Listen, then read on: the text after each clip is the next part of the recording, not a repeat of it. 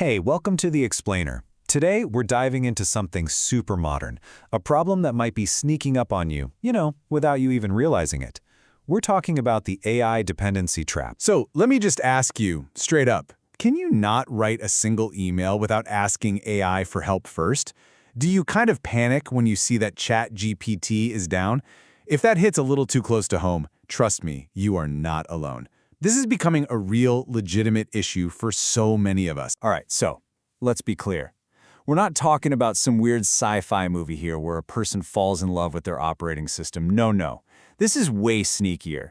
This is all about how a tool that's supposed to make you more productive, more efficient, can quietly, almost invisibly become a crutch you just can't seem to function without. The crazy thing is, the path to depending on this stuff makes a lot of sense. It all starts with that honeymoon phase, right? You're just blown away. This is amazing. But that pretty quickly turns into regular daily use. And from there, it's a short hop to feeling anxious when it's gone. And then, and this is the really scary part, you start to doubt your own abilities. It is such a slippery slope from, hey, this is a great help, to, oh no, I can't do this without it. Okay, so where's the line? What's healthy use versus, addiction? Healthy use, that's when it's like a partner. It helps you brainstorm, it takes care of the boring, repetitive stuff. You can walk away from it, no big deal.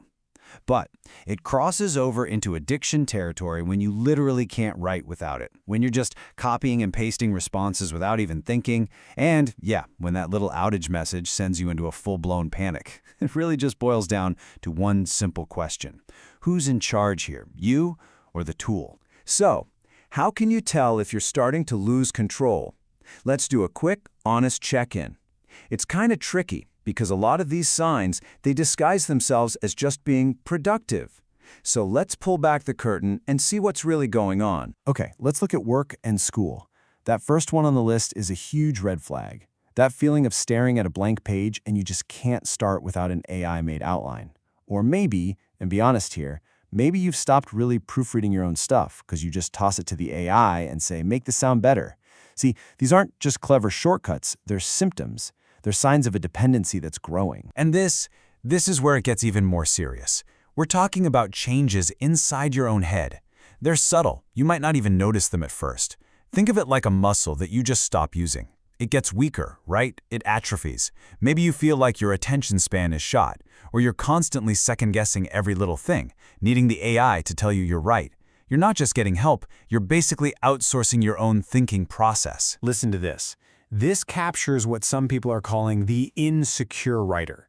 This is the person who started using AI just for a little help, but now they feel like their own writing skills are just gone.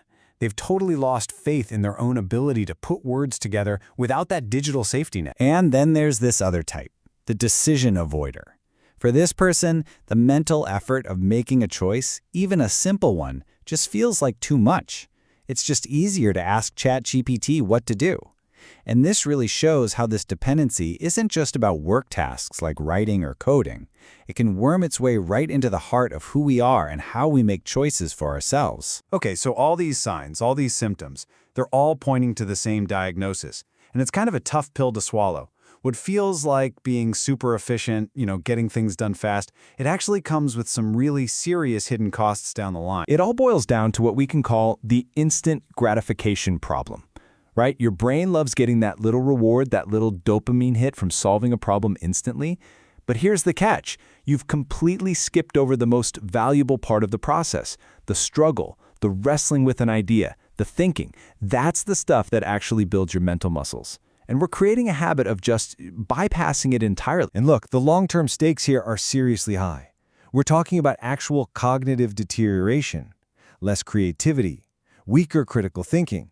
At work, your skills could just stop growing, which, let's face it, makes you more vulnerable in your job. And on a personal level, it chips away at your intellectual confidence, your self-reliance. This is way more than just a bad habit.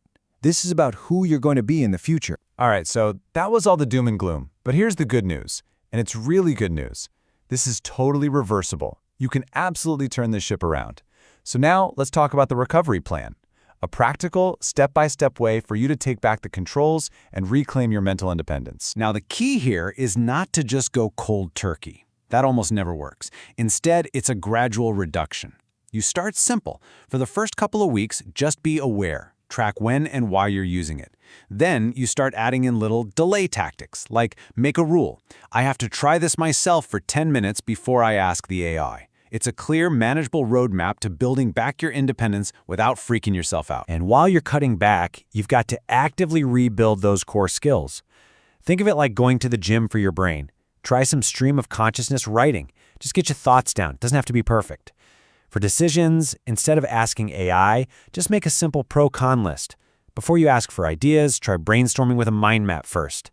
These are real, concrete exercises you can do to strengthen those mental muscles that might have gotten a little weak. All of this work, all these little steps, they all lead to the most important part, shifting your mindset. See, the goal here isn't to just throw AI in the trash. These tools are incredibly powerful. The goal is to put it back in its proper place, to see it as a tool in your toolbox, not the crutch you need to walk. This right here, this is the goal. This is the healthy relationship we're striving for.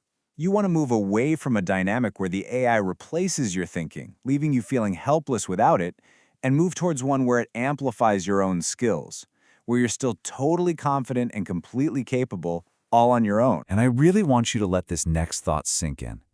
It's so easy to be dazzled by what AI can do, but please don't ever forget the incredible, massive power of your own brain. Your mind is more creative, more nuanced, and way more adaptable than any large language model will ever be. It just needs a little practice remembering how to work without that digital crutch. So it all comes down to this. The most important question you can ask yourself right now. Is the AI you use a tool that enhances you, or is it a crutch that replaces you?